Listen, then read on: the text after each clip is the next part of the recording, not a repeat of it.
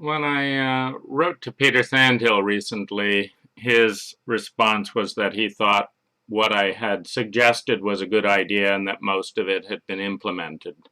And so I'm just looking at the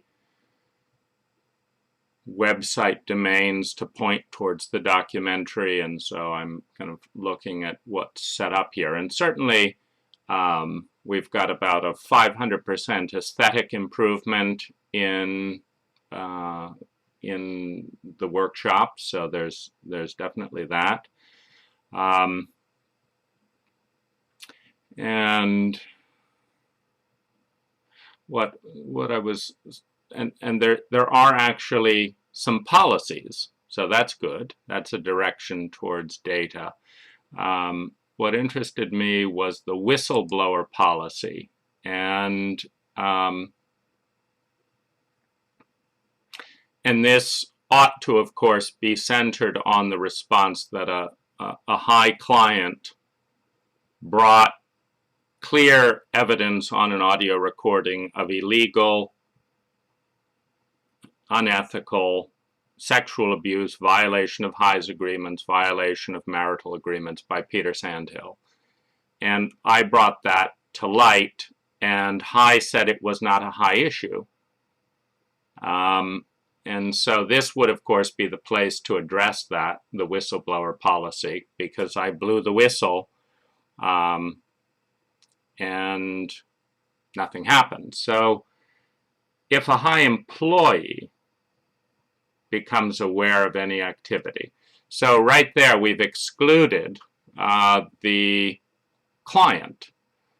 If a Hy employee, you see, I wasn't a Hy employee, and as a client, I deserve more protection. As a therapeutic client, in a therapeutic relationship, I deserve more protection than an employee who is not in a therapeutic relationship. But I'm excluded from this in the first sentence, because the entire thing refers to an employee. But the problem is not a single employee responded ethically. So the entire facilitator board and board of directors did not respond legally or ethically to a client giving clear evidence of abuse by a facilitator, which is the highest member of the organization. And this was written after all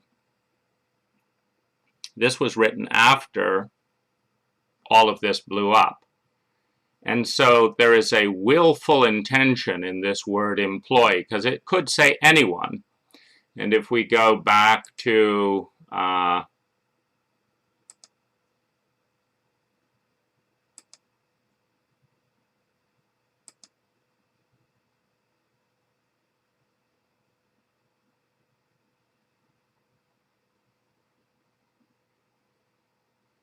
so what do they do?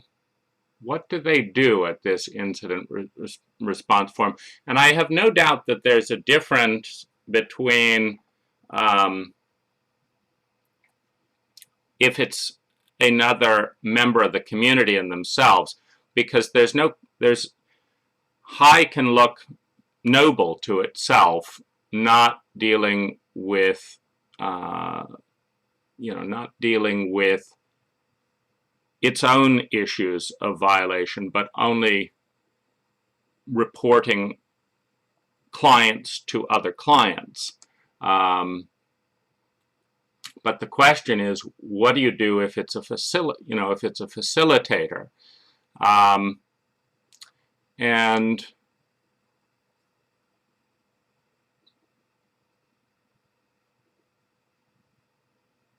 And so there's definitely this thing. There's still the discrepancy here. All of you is welcome here. Well, there's, I would say, a tremendous amount of me that is not welcome, and that is expressed in the kind of legal, the legal attack on my right to share the information. It's expressed in the silence to address most of what I've brought up. It's addressed in the dismissal, and it's addressed in the refusal to integrate, hear, and respond. And so there still is the schizophrenia at the core level between what is being promised and what is being realized, and that's the problem comes in a vulnerable power dynamic like this, where first of all, if you go to a school like this, it's because you believe you need help. If you don't need any help and cannot benefit in any way from a school, you don't go to a school. So the power dynamic emerges, first of all, there's a realization that you need help. And there's the belief that they can help you. If you believe they cannot help you, but you need help, you don't go there. The belief that they can help cements the power dynamic. Thirdly, you have the vulnerability in the relationship, which is that you're talking more about yourself in a therapeutic relationship than they're talking about themselves, because that's the paradigm of current therapy. You sit there and bare your soul, and we will listen and not bare our soul. So there's an imbalance of vulnerability, which creates an imbalance of impact. And the trouble is, when you have schizophrenia of this kind, where all of you is not welcome, but it is being told that it is, you're asked to carry as the client the impact of the schizophrenia. So part of you doesn't feel welcome, like I do not feel welcome. I don't feel loved. I don't feel seen. I don't feel welcome. I don't feel understood. I don't feel attuned with.